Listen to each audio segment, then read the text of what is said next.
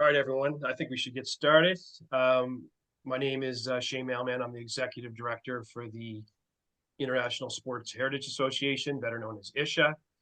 We're really excited to have this Isha hot topic today. It's a area of it's an area that I think everyone's interested in, and there's this really cool project between two of our members that we're going to be presenting on today. So I'd like to introduce Jeff Thatcher. He's from Creative Principles. He's their chief creative officer. And as Jeff had stated, Kimberly Bowden, the CEO for the College Football Hall of Fame, who worked directly with Jeff to put this project on, has came down ill. But I'm sure we can, if you have questions for her as an institution after the presentation, I'm sure we could patch everyone together. I'm going to pass it off to you, Jeff. Great. Well, let's get right into it then. And again, for those of you that are leaving your screen on, I really do appreciate it. Thank you so much. It's always nice to have a few faces uh, in the top corner here while we're presenting. So thank you so very much.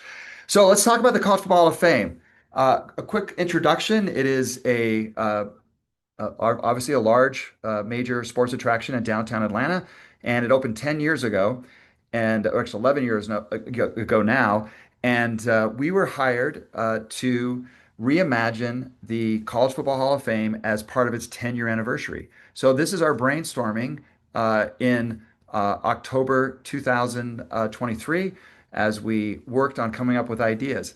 Now, one of those ideas was a concept for a smack talk experience, uh, where we were going to, uh, look at all different types of ways that we can talk smack using AI as part of that experience. And again, we've been following AI for a long time. And if you look at the history of AI in museums, it started in 2015 with Dimensions in Testimony from the Shoah Foundation. Then in 2017, again, this one, if you're not familiar with it, allowed you to talk to a Holocaust survivor in real time. And so they went in and recorded real Holocaust survivors for days and days and days. And then you could use AI to then have a conversation with them. In 2017, IBM Watson allowed you to talk to paintings at the Pinacoteca in Sao Paulo, Brazil. Then in 2019, at the Dali Museum in Florida, you could actually talk to Salvador Dali. And then 2024, they upgraded it with a lobster phone where you could pick up and ask Salvador Dali any question at all, even questions totally unrelated to his art. You could ask him what his favorite college football team is or what his favorite hockey team is. You could ask him anything you want, and he'll give you an answer. And as we were looking at ideas for AI as part of this reimagining in 2024, we went to New Zealand in December 2023 and we visited this pop-up called Hyper Cinema. And it was a great chance for us to experience uh, what AI could do in immersing you in an experience. And that's Miles Gregory and Gareth, two co-founders, if you will, and the chief technology officer at Hyper Cinema. And how this one worked is you got a little cube that was an RFID, and then you got a picture. Actually, it took 20 different pictures, and you can see it was very kind of raw and not very automated in how they did it. And then you would go ask if answer a few questions. Are you an introvert or extrovert? What's your favorite animal? What makes you happy? What do you hate? When you were a child, what did you want to be grow up? And then it would go process in the cloud, and then you came in and you went to an experience, and there was a gallery and a number of different other experiences you had. Now, um, you know, all this was based on, and including the captions, was based on AI. Now, this is my wife Tanya, and I include this because this is just shows you how fun it is to be put into a story. So now my wife uses the pseudonym Gloria Stevenson, even though her name is Tanya, when she did this. But here is her reaction to seeing herself at Burning Man, and you can. Here we go. I'm going to Burning Man.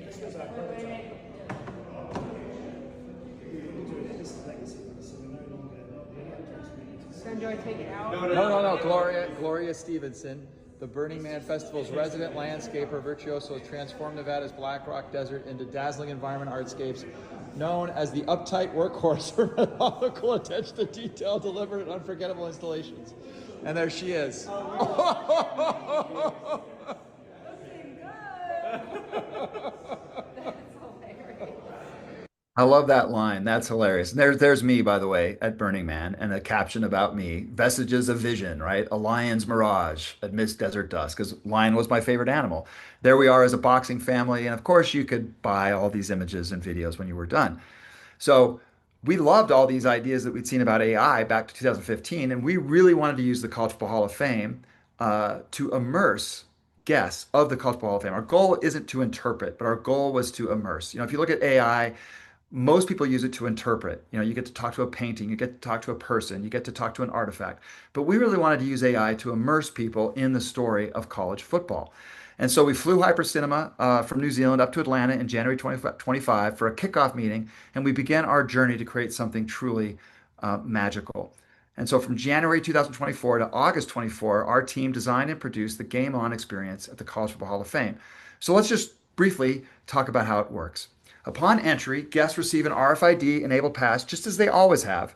In the past, if you've been to the College Football Hall of Fame, they use that RFID badge and you identify your favorite team and you'd see your helmet light up on the wall and use it throughout the experience. So we kept that same legacy system in place, but we had new kiosks. But now we ask them not just about their favorite team, but their least favorite team. We talk about the position they'd like to play, their game day snacks, the coaching style, more about their personality. We talked about where they grew up and where they live now. We asked a bunch of questions to them and all went up into the cloud. And we also took 5 pictures of them using that kiosk. And so as guests went up to the third floor to learn more about the inductees before they came down to the second floor where the AI experience begins, they went up onto this leaderboard, if you will, LED screen, and their content was then developed. So at opening, the goal was to have average processing time of 8 to 12 minutes. We're happy to announce that the average processing time last month was just over 6 minutes. And the fastest processing time we've seen is about 2 minutes and 10 seconds. I went a couple of weeks ago and it was at 3 minutes. During our initial testing and during a couple of weeks of soft opening, we were at 20 minutes. So it was a lot of work to get that processing time down by optimizing the experience. And what we did, which is, I think, a really important lesson for any experience in any museum, is we didn't design anything new. We simply added an AI interface over all of the existing exhibits and the existing attractions. So we took, for example, the cheerleading exhibits, and we added touch points to all of these different weight room, training table, practice field. We did build a new military exhibit. That was one thing we did new. The Freiburg paintings they already had on display. We added AI to that. Cheerleading, all of these things you'll see we simply added an AI touch point to all of these experience. So this is Superfan. It's one of the first things you see. It replaced the big interactive media wall they had at the top of the second floor. And you came in and you'd scan in, you'd see yourself in the stands cheering for your team. And you can see the guest reaction to that. Here you're posing with a national championship trophy. Now you'll notice that some of these fans are sad. And the reason is that the organization that manages the national championship didn't want teams and people from teams that have not won a national championship to be celebrating with the trophy. So if your team has not won a national championship, you have to look sad, and the AI helps us out with that. But if you have won, as this woman has won a team, she gets to celebrate with that national championship trophy. So again, here you can see examples from Ohio State, that's me, and Muskingum University, very sad. Our daughter and designer Mia, very sad because she did not win. You get to pose with the Heisman Trophy. So, and again, a custom caption is generated by ChatGPT in real time as you're standing next to it. So it says, in this image, Jeff, a loyal Auburn fan, poses behind the Heisman Trophy, emulating its stance. Growing up in Cincinnati, Ohio, Jeff dreamed of two things: winning this very trophy as a linebacker for Auburn and becoming an author. While he hasn't won the trophy yet, his passion remains undeniable. Then, as you came around the experience to the exhibit about fans and about tailgating, you saw yourself as a 1920s fan and a 1980s fan. So, here again, right next to existing exhibits that we didn't change about fashion in the 1920s, you see yourself as a early college football fan with your name, your university, and the date. Then for the 1980s, again, next to exhibits already about tailgating, you saw yourself. This is Mia and Joel from our team. Peru State versus California Lutheran and Muskingum versus Kaiser. 764 teams. So this is a highly personalized experience for every guest, no matter who your favorite team is, there was an experience for you. And we went with both preppy and rocker style for the 1980s. And the cheerleading experience, they already had these videos at the video screens at the end, but we updated the video screens. And one thing that you'll notice in all of these is we went to matte video screens. So you'll never see any light reflections or glare in the screens because they're matte video screens that absorb the light. And it's a really great new technology that really is amazing for experiences like this because you don't see any glare on those monitors as you go throughout. So here, what we did, and again, you see the existing artifacts on display. We simply turned you into a 1950s cheerleader. So here's a little girl coming up with her RFID badge. She picked Iowa University, which their dominant color is yellow. So you can see her excitement to see herself as a 1950s cheerleader in her team's color. And there she is, very excited to see herself. And now she's going to pose as a cheerleader. And this is just loads and loads of cuteness. And again, moms love that as well. Now, the reason we went with 1950s is we did do some early experiments with seeing children in modern cheerleading uniforms and thought it was inappropriate. And so we went to the 1950s, one for that reason alone, and two because it's a, College Football Hall of Fame celebrates the tradition of college football, so why not put them in 1950s dress? Next to the mascot exhibits, we turned you into a mascot. And one of the things we did here that you might be interested in is we avoided any people mascots. So, for example, the Golden Knights, we went with the helmet. Um, and we did that because when we did the Fighting Irish, the mascot for the Fighting Irish was looking like a serial killer in AI. So we just went with a shamrock. And so we really went with symbols of these mascots rather than the mascots themselves. But we love how these turned out. And again, every tagline at the bottom of this is custom to what you put into that kiosk. This is the most popular AI touchpoint in the experience. It's a mockumentary called The Best Coaches That Never Were, and it's in the exhibit about coaching. So every single guest gets one of these videos. On the day of the national championship, 3,129 guests came through the College Football Hall of Fame. Every single one got this 1 minute video produced about them in real time. So here we go. This is mine, The Best Coaches Who Never Were.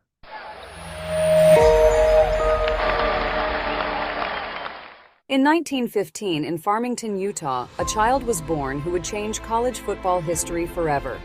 Jeff Thatcher initially aimed for the presidency, but his destiny altered when he joined Ohio State University as an assistant coach. Known for his quirky personality, Coach Thatcher had an unusual ritual. He would ensure the entire team recited their playbooks while riding unicycles. This bizarre method led to a famous victory over the University of Michigan in 1948. He retired in 1974, lauded for turning his eccentricity into an unbeatable strategy. Settling in Bluffton, South Carolina, he opened a barbecue rib store, which remarkably still operates today.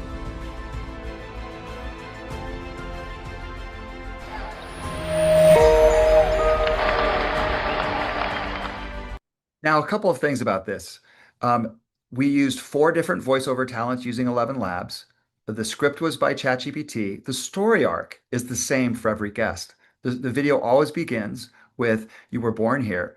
Then it goes to what you really wanted to do with your life. And then you fell into college football. It talks about a quirky way that you might coach, talks about your leadership style. Then it talks about your victory over your greatest rival. And then you retired to open a restaurant uh, featuring the food that you put into that kiosk.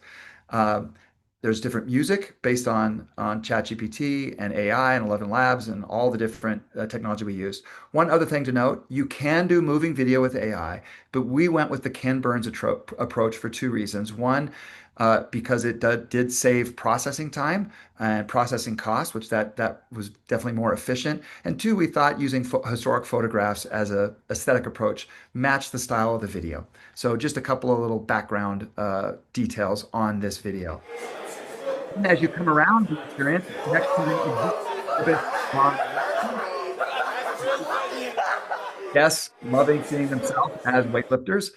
Here's the training table exhibit. Again, this is an existing exhibit that was about food and the restaurant. We have you eating your favorite food, and we went with this one with exaggerated sizes for the food just for fun. And here is the practice exhibit where you get your swag for your practice. Here's Oregon fan reacting very excitingly to seeing herself on the screen. And again, with all of these, you get a custom caption. We went with humor, but a custom caption written just for you, customized just to what you put in that kiosk, your favorite, kicker, punter, your favorite, team, your least favorite team, a little bit about your personality, and all of those details, custom written just for you. In the military exhibit, we had you as either a flyover pilot or a ROTC cadet. You can see the caption here was Cadet Thatcher, known for his ingenuity, once pranked Ohio State University's team by secretly stuffing a rubber chicken into the cannon firing blanks for the University of Michigan game. When it fired, the chicken soared comically into the field, sparking laughter. This playful act led to the creation of the rubber chicken toss, a cherished tradition celebrating Thatcher's humorous legacy. Totally made up, totally fun, and it was an example of some of the fun we had in these captions. Then in the Arnold Freeberg Gallery, where we have these paintings from 1968 celebrating the 100th anniversary of college football, you were put into that painting. And again, we use these matte video screens, so you see no glare in these video screens. So this is the very first college football game, and there's Kennedy on our team in that painting. Here's Mia, another designer on our team, in the Newt Rockne painting. Again, there's the painting on the left, and the AI version on the right that puts you into it. One thing you might notice that we made the decision to add diversity into that painting as part of the experience. And then finally, guests exit onto the field. And here is my wife, Tanya, who you saw enjoy Burning Man. Now you see her as an Ohio State fan as she walks onto the field. Ladies and gentlemen, meet Tanya Thatcher, Ohio State University's groundbreaking debut offensive line player from Mason, Ohio. Thatcher once aimed to be a landscaper, but her fervor steered her to football. Known as fierceness by her teammates, she turned heads with her unique training regimen, including a diet of cookies and intense weightlifting sessions. In practice, she shattered records with unparalleled agility and strength. Facing immense pressure in this new chapter, Thatcher is ready to prove herself. Stay tuned for this electrifying season.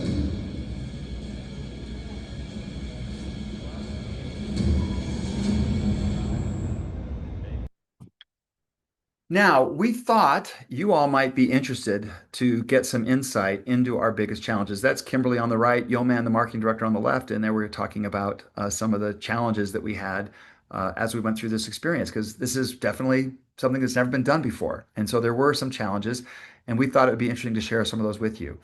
Challenge number one was color. Now, AI is constantly evolving, but at the time, um, excuse me. At the time, we had to figure out a way using English to showcase the different oranges and other colors of college football. So, how do you describe the difference between Tennessee orange, Auburn orange, and Texas orange using English rather than, hex codes or PMS numbers? Because you can't put those, at least you couldn't at the time, put those numbers into the AI. And that was a huge challenge. Initially, we started using things like pumpkin orange or burnt orange to describe some of these colors, but we were then getting hallucinations in the prompts. So this is a Clemson marching band member, and instead of holding an instrument, she was holding a pumpkin. So we had to fix this challenge. Our solution was to come up with a color wheel. Brilliant orange for Clemson and Oklahoma State, reddish orange for Auburn and Mercer, brownish orange for the University of Texas. We then created this color wheel collection of colors, and then we matched all of those colors to each and every team to get the match that would work.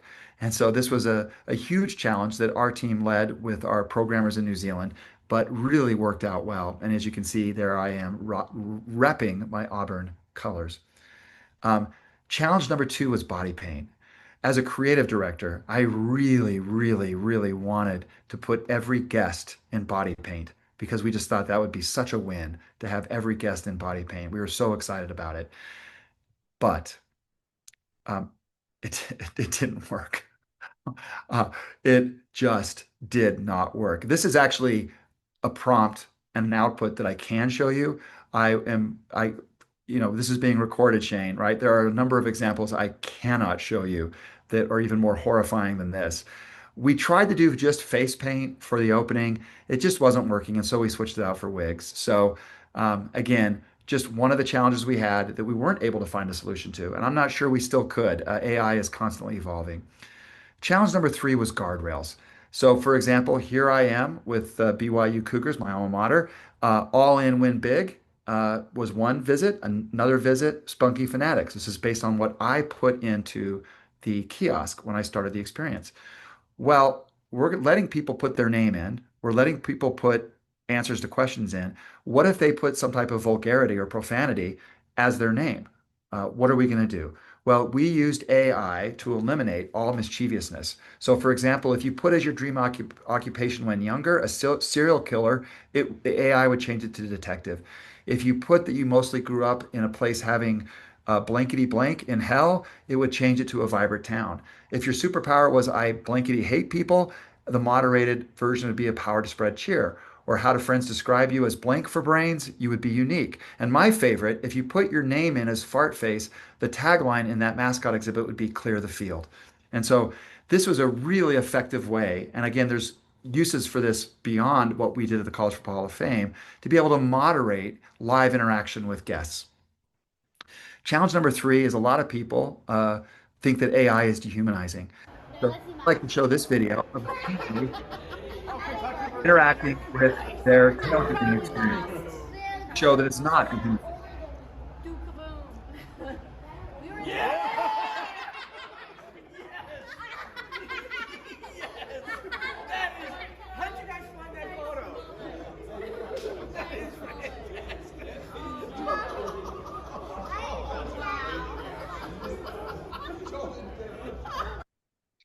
As an experience designer, what we want more than anything else are parents and children engaged and having fun together.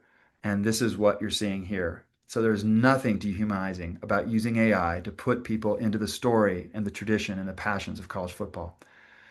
Challenge number four was, well, would it work, right? I mean, we had this temporary pop-up in New Zealand, but it was untested in the United States. It had never been done in a major attraction before. And so Kimberly's not here, but kudos to Kimberly Bowden, the CEO of the College Football Hall of Fame, for being brave enough to take a chance and to, you know, um, you know, really support this vision. And again, her goal was to reimagine the experience of the College Football Hall of Fame, put guests in the experience, and it was very bold of her to embrace this vision and to move forward. And so kudos to Kimberly.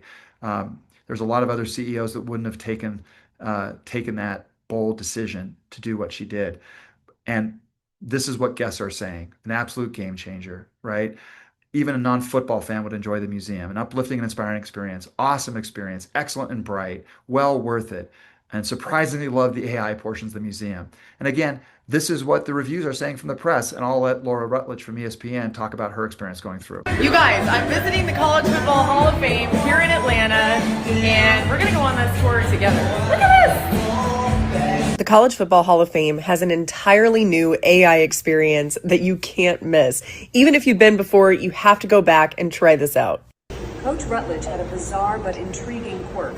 She made her team form a human pyramid while shouting out plays, directly leading to their epic 1947 victory against Florida State University. Oh my God. Guys, look at me. Now I've got some nice burgers here. This is me, my burger bulk challenge. Look who I found. University of Florida is the incredible Laura Rutledge.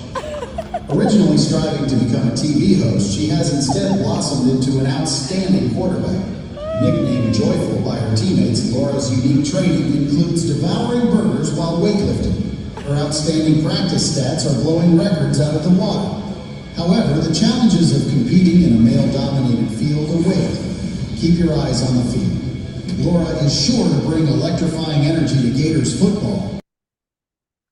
We won awards, right? Best use of AI, beat out Buffalo Bills, Texas A&M, Indiana University. Congratulations to Kimberly on that. And this is really the most important slide. Average ticket price was increased to cover the processing costs, 15% increase. Attendance, a 22% increase. Retail net sales, a 75% increase. Now that included a redesign of the store and the national championship, so we cannot let AI take credit for all of that 75% increase. But this next one is all AI. Going from 1 hour and 30 minutes length of stay to almost 2 hours, a 28% increase. And then Kimberly's net promoter scores at the College Football Hall of Fame went from a 79 to a 90, a 13% increase. I love this. Total minutes of video generated 150,000 hours. And again, it's the smiles that say everything. This is what we want as experience designers coming in and immersing themselves in the story of college football. Now, this is the fifth challenge. How do we message it? And again, I wish Kimberly here was talking about this. This has been our biggest challenge. Bring your AI game. There's so much baggage with AI, as you can see in advertising at the Consumer Electronics Show. And this has been our biggest challenge, right? 2025, according to CES Trends Report, marks a pivotal turning point for AI as companies transition from conceptual promises of AI to tangible real world applications. If we were to start over, I'm not sure that we would use the phrase AI in telling people about this experience. We might just say it's magic because we have found that as soon as you put the word AI or artificial intelligence attached to an experience, that there's a lot of baggage that comes with that. And so I think that was one of our big lessons that we learned is that um, we probably wouldn't use the phrase AI again simply because there's so much baggage with it. I mean, we literally had a reporter come and they were like, oh, why didn't you tell us it was so cool? We just thought it was another AI, hype story because everybody's talking about AI. And so that really has been a big challenge for us is how to message the game on experience. Now, when it comes to the industry impact, this is one example. This is one major attraction, a museum in downtown Atlanta. But what impact will it have on the rest of the industry? Well, what I like to say to people is, you know what? We didn't really do anything different.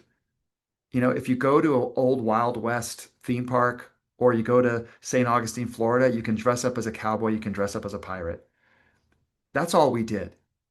We, we allowed people to become part of college football, but we did it in a way that worked for guests that are fans of 764 college football teams, featuring uniforms, costumes, football players, coaches, cheerleaders, band members, fans, and more. Before AI, this type of scale and personalization would not have been possible, period. Right? But it works inside an environment, just like it works inside Virginia City to dress up as a cowboy. It works inside the College Football Hall of Fame to dress up like a football player. And we are seeing AI booths now, the race to the bottom. These are like arcade kiosks, and you can put them into a stadium. But it really is immersive storytelling that makes the College Football Hall of Fame different. And I like to use this example when it comes to technology because it's never about the technology, it's always about the story.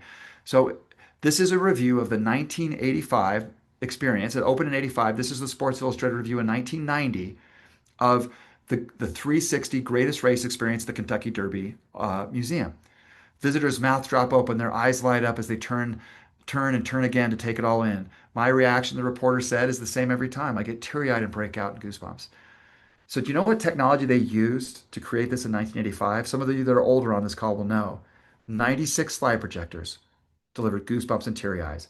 So, at the end of the day, it's really not about AI. It's simply about, as an experience designer, having another arrow in our quiver, right? Just like animatronics, scenery, 3D, LED screen, sound, lighting, other technology.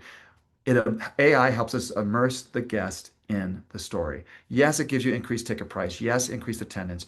Yes, there are more sponsorship opportunities. Yes, the retail goes up.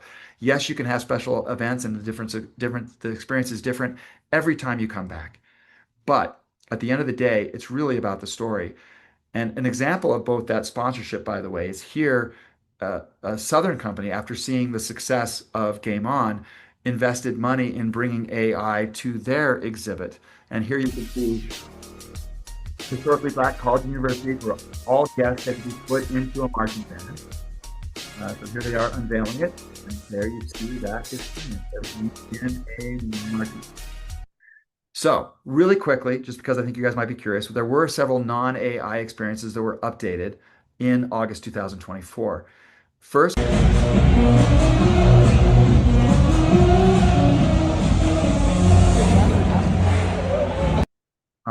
and as part of that tunnel experience, we added a new sound system and a new soundtrack. So you heard a little bit of that soundtrack as you came in. We had a new military exhibit that featured a number of new artifacts and displays and two new videos on a big video screen, one about the service academies and one about the flyovers of national anthems. And really quick, the core team here, Jeff Thatcher, that's me from Creative Principles, Kimberly from the College Football Hall of Fame, Bob Chambers, our executive producer from the Producers Group, Miles Gregory from Hyper Cinema in New Zealand, and Joel Thatcher from Creative Principles, our creative director and writer as well. So with that, I'm going to stop sharing and take any questions that you might have. All right. And by the way, if you want to raise your hand, you can ask the question in person and we can talk, or you can write down your question in the chat, whatever you prefer. But if you want to just raise your hand with the emoji, I'm happy to talk to you face to face. Yeah, I think that's fine too, Jeff. I think we have enough time. There just was one posted there right now by Kevin Shelstier. Sorry if I can't pronounce your last name right. So have there been privacy concerns with guests uploading their images? And related, is the AI ecosystem of the College Football Hall of Fame walled against another AI server such as Chat GPT? I think I read that right. Yeah, so great question. The short answer is no. We haven't had any privacy concerns. I have seen a couple of guests come through that are Luddites, and basically it's like, I'm not going to do it, and they buy the attendance. They don't scan themselves in. I have seen those same guests once they get up into the experience, turn around and walk back down, and then scan themselves in and answer the questions because they want to be part of the experience as well. Um, but we do delete all images, completely deleted from the system after 48 hours. So everything's deleted. We don't do it immediately because we want people to buy their images and buy their videos. So we leave it up for about 48 hours to let them do that. Um, this is all a self-contained system. It is in the cloud, but it's not independent generative AI in that it's learning. Like it doesn't change based on like, oh, we had 3,000 guests come through today, so the best coaches that never were AI video is going to be different tomorrow. That's not no. We have guardrails in place for all of it. It's all very produced and very self-contained. We do pull from ChatGPT, 11 Labs, Stable Diffusion, all of that, the AI in through their APIs, but it's not generative itself. It's a self-contained system, if you will. Does that answer your question, Kevin? Give me a thumbs up. Let me know. Says yes. Yeah, thank you. That was perfect. Appreciate it. Yeah. All right. All right. Next question was from Caitlin. What are the most effective ways you've seen AI used in temporary or traveling exhibits to engage audiences? Are there particular AI tools or platforms that are more adaptable for short-term mobile installations? Okay, let's take that first question. Um, so there are some off-the-shelf arcade type, uh, experiences that you can buy to put into a traveling exhibit. Um, One of the big questions you have to answer as you get into this is, do you want it on-prem or in the cloud? And there are some on-prem solutions that greatly reduce the cost of the experience, but it also doing it on-prem reduces some of the functionality that you have. So, so I mean, if you want a traveling exhibition, that is one of the things you can do with that. So uh, the tools and platforms, certainly, 11 Labs, ChatGPT, Stable Diffusion have open APIs so you can access it. Others like Midjourney do not. Um, so you can't really access it and use Midjourney. We used Midjourney to create the mascots, but those mascots are frozen in time, right? They're not changing. If you pick Florida, you're always going to get that mascot of the alligator. Um, and so that is a good example of that. As far as um, short-term mobile installations, I think one of the most exciting things for you in sports history, if you will, is we're doing amazing things by using historic photographs and animating them with AI. And so that is an AI experience where you can take historical photographs and you can animate it with AI. Um, and that is a very powerful tool that you can use. We did it for the Delta Flight Museum recently. We took pictures from their upholstery shop and for their, maintenance facilities in the 1940s and 1950s and animated those photographs. Um, and so I think that is a very cost-effective way with the traveling exhibit to use AI to enhance and elevate the experience. And then your final question, how can AI be used responsibly in exhibits covering sensitive, culturally significant topics such as truth and reconciliation or indigenous histories? Well, I think the same principles apply to everything. One of the reasons, for example, that we went with the mascots we didn't go with people is we started looking at mascots for, Florida State Seminoles, for the San Diego Aztecs. And we just said, you know what, if we start trying to represent with AI indigenous peoples, we're just going to open a can of worms and it'll just like, just, just, we just don't want to go there.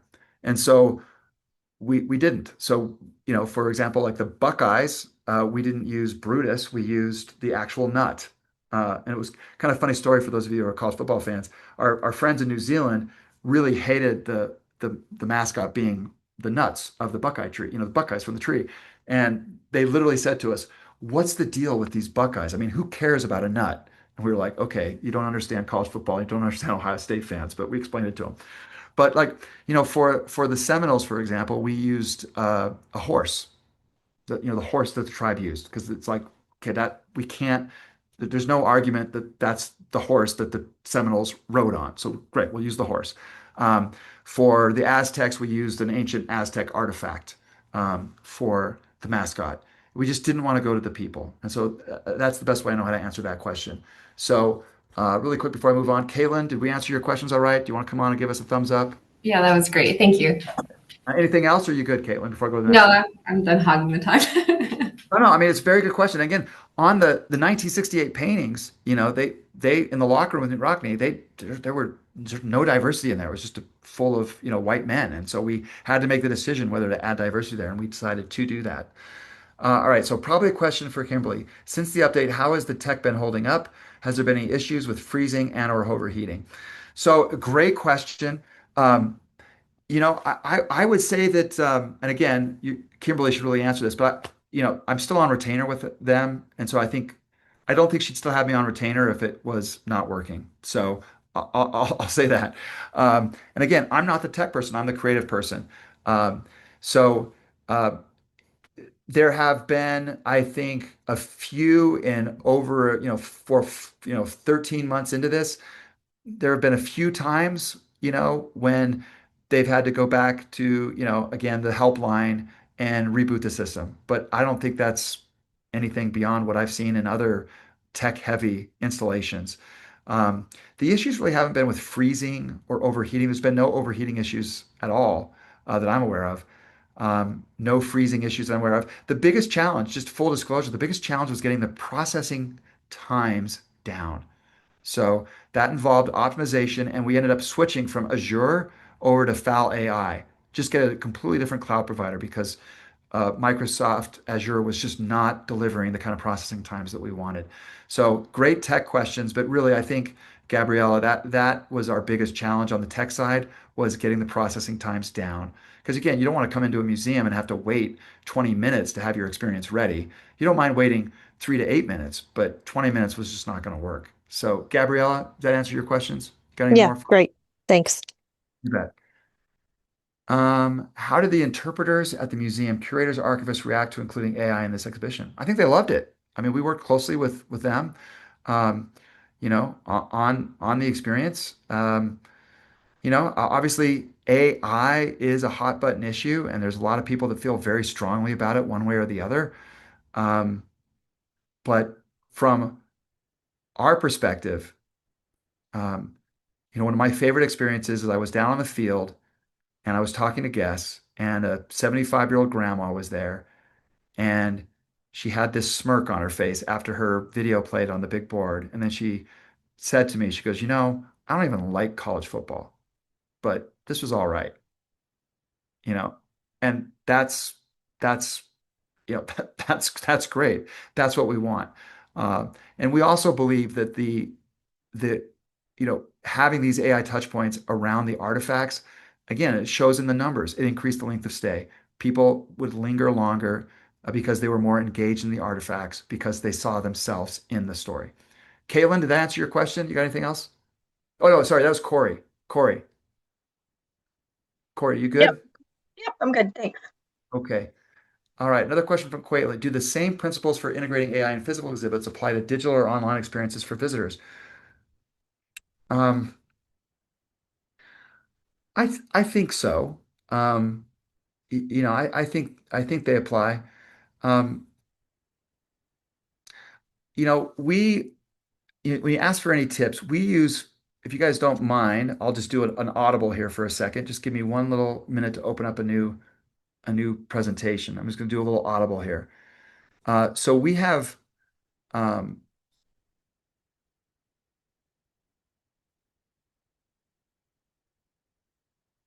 here we go. We have 5 questions that we ask ourselves when we are using AI to create experiences. Okay, so that's a little different than using AI to actually, uh, in an experience. But we use these like anytime we as designers and creative writers, anytime we think about using, hey, should we use AI?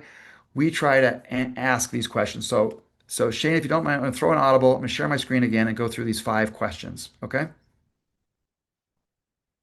All right. So these are 5 questions we ask before using AI. Question number one, is this task something that I could and should do without AI? And I think that applies to whether you're doing a physical or digital experience as well. For example, if you're a writer, write. If you're a designer, design. You don't, you don't want to let AI do the hard work of your job. If you do, sorry, if you let AI do the hard work of your job, bad things happen. And the best example of this is the Columbia space shuttle disaster that killed 7 astronauts. In the accident investigation final report, the board views the endemic use of PowerPoint briefing slides instead of technical papers as an illustration of the problematic methods of technical communication at NASA. They got lazy. Instead of writing reports, they put a few bullet points into a PowerPoint and stuff got missed and people died. And it's the same with AI, right? You've got to ask this question. Is this task something that I could or should do without AI? Question number two, does the use of AI make the final product better or just easier? Now, an example of this is this rendering that we did for a zoo over in the Middle East. And this is the same rendering improved with AI. Now, to show you how it gets improved, you'll see it's a lot of work by a designer's human hand. So Zoe on our team said a lot of people say AI is learning from us, but I think I'm learning just as much from AI and it's making me a better illustrator. So that question is all about really, are you using AI to make it better or just to make it easier? Question number three, are we using AI to enhance and speed the creative process or replace it? Speed is great. Everybody loves speed. Here's a book about speed, but you don't want to replace the process. You can accelerate the process, but you don't want to replace the process of research, brainstorming, story, planning, design, presentation, schedule, budget. You don't want to replace the budget. You want to speed the budget. Question number four, am I using AI to avoid both learning and inspiration? Now, this might be different for some people, but we do not use AI note taking because we believe that taking notes is an act of creativity, that taking notes is thinking. And so we don't use AI to take notes because we believe we'll miss something if we just let AI take notes for us. Taking excuse me, taking notes sparks ideas. Question number five, and is AI the most reliable source of information for this specific task? So AI is like that super smart colleague that every office has down the hallway. You often go to them for advice, but you always, right? They're always a little crazy and you absolutely cannot trust everything they say will be true. So anyway, really quick, does that answer your question? Was it Caitlin? Caitlin, right? Yeah, yeah, that sounds good. All right. How do you quantify length of stay? Kimberly would have to do that, but my understanding is from the moment they enter and but purchase the ticket until the RFID reader leaves them, captures them leaving the field. That's length of stay. So they have every guest has an RFID reader, so they use the RFID reader from literally from the moment they enter until the moment they leave. It does not include retail though; it's before retail. Um, is this experience in English only? Yes. How much complexity would it be to add other languages? I mean, it's totally doable. AI can translate. It wouldn't be perfect, but AI can translate in other languages. Um, you know, I wouldn't call it complex. The complexity would be in the UI design, the digital design of it. But if you knew somebody was Spanish, then everything would just turn to Spanish instead of English. So I think it's totally doable. Sierra, did that answer your question? And Melanie, I think I answered your questions too. Andrea or Andrea, not sure which one you are, but How does the AI voiceover accommodate for different ways to pronounce names? It does a really good job. It's not perfect, right? There are times that it does get something wrong.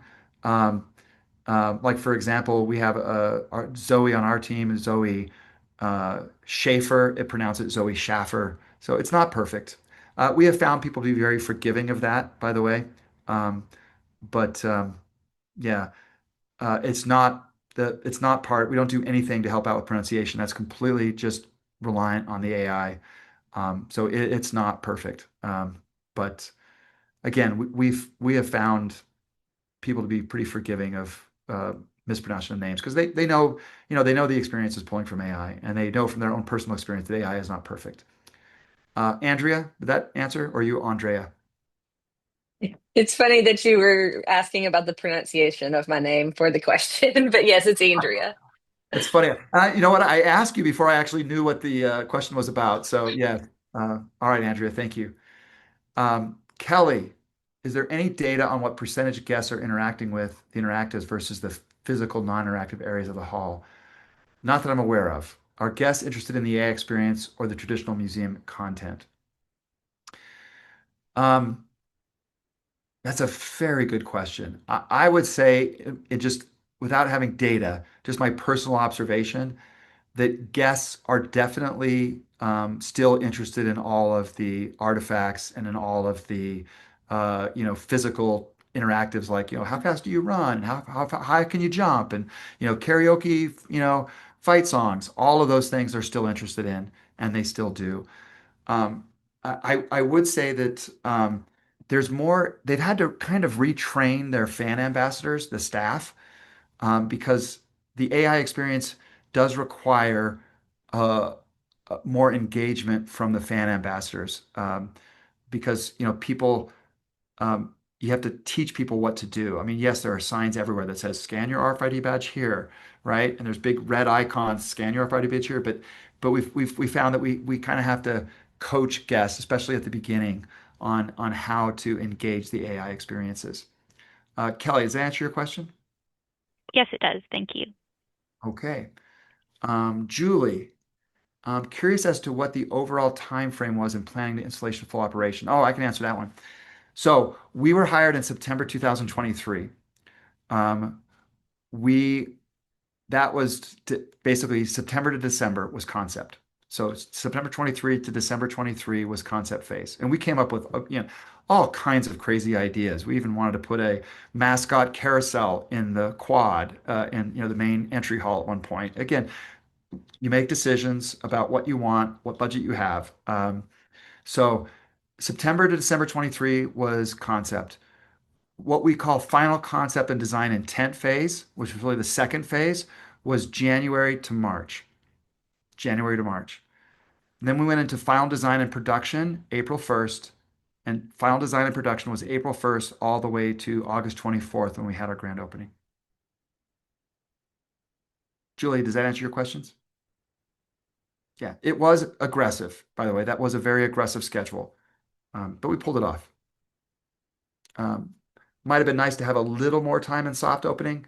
Again, there's just all, when you're doing something for the first time, I'll give you like an example we had where we had people grunting in the weightlifting exhibit, and we found out pretty quickly that people didn't like to see themselves grunting um, because they thought it made them look ugly. So it's all right. We just adjusted the grunt quotient in the prompt, and they grunted less and were prettier, and everybody was happy. Those are the type of things that you dealt with during the soft opening. So, um, all right. Any more questions? We have 6 minutes to go. You guys were great. Shane, do you have any final thoughts? That was great, Jeff.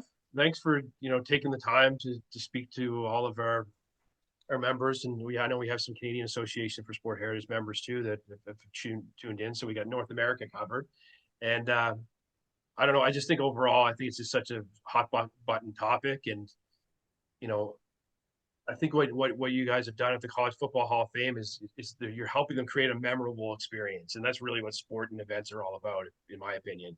And so that you're transferring it from the field where the game occurs into the museum and the Hall of Fame. And I think that's important because, we all want to be relevant, and I think we're all really engaged in what we do. So it's just, I don't know, I think it's a really cool experience that you've created. And I'm hoping to maybe make my way down to Atlanta someday and see it for myself. So, um, yeah, that's probably all Yeah. it, Jeff. Just a thank you, really.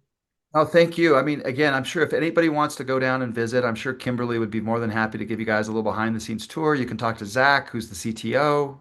You could talk to, you know, Yoman, the marketing, about some of the challenge, and Paige about the challenges of marketing experience. That really has been one of our biggest challenges, is just how to message it, because we have found that people don't really understand what it is until they go through it. And again, I don't, I probably get there about once a month, and many, many times I've been there, somebody they've skipped the kiosk, and then once they get up and they see it, they immediately turn around and go back down to the kiosk and scan themselves in and answer the questions because they just didn't realize what it was. And so that's really, how do you do that? How do you tell someone, hey, we're immersing you in the story? It's very challenging to communicate that in little marketing, little bits. But I know Kimberly's spending a lot of time and effort with influencers to try to get them come and really share it via social media. But thank you, Shane, for the opportunity. I put my email address, and you certainly can get me on LinkedIn. It's Jeff with a G. I'm one of those. Um, More than happy to, talk further with all of you. Anything you need, let us know. Perfect. And thanks for everyone for taking time out of your day to tune into this. And hopefully we'll have lots more for the rest of 2025 and into 2026. Thank you, sir. Thanks, everyone.